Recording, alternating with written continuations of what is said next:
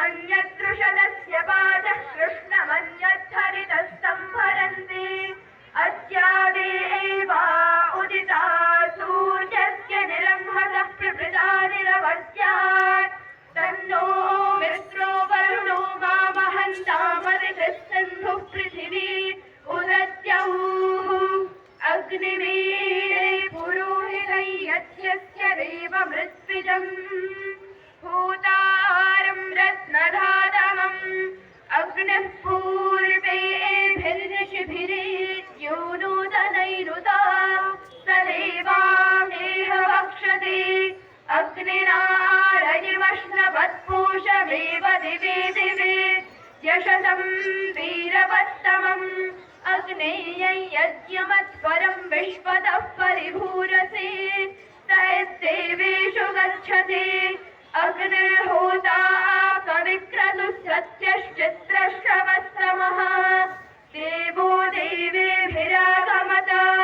यदङ्गदाशुषे त्वमग्ने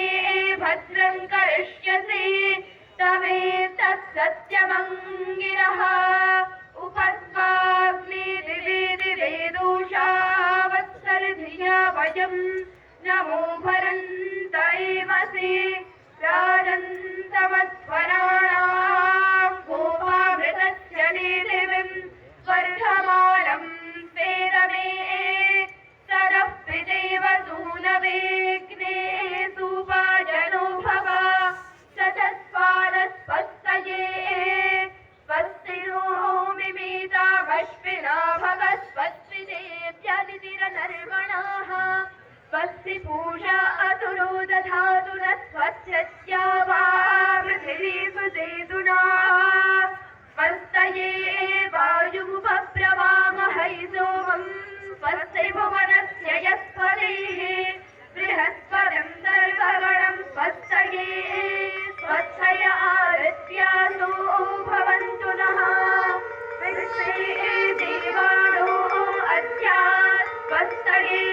वैश्वानरो वसुरग्ने स्वस्तये देवा अवन्गृहवत् स्वस्तये स्वस्ति नो रुद्रः पात्वं हतः स्वस्ति मित्रा वरुणा स्वस्ति पत्ये रेवती स्वस्ति न इन्द्रश्चाग्निश्च स्वस्ति नो अदिते कृधि स्वस्ति पन्थामनुचरेम सूर्या चन्द्रमसा दिवा पुनर्ददता जानता संगमेमहि ये देवानां यज्ञया नाम मनो यजत्रा अमृता आरितज्ञाः तेनो रासङ्ग्रामुर्वाय मध्ययूयं वा आदस्वस्त्रहृत्सदा नः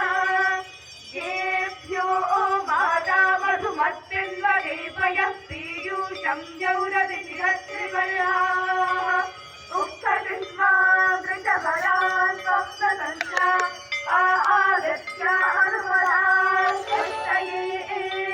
नृचक्षतो अन्विषन्तो अर्हणा बृहद्देवासो अमृतस्वमानशुः ज्योतिरथा अरिवाया अनागतो दिवो वस्मानं वदते स्वस्तये सम्राजो ये सुकृतो यज्ञमा यजुरपरिस्मृतादभिरे दिविक्षयम् ता आदि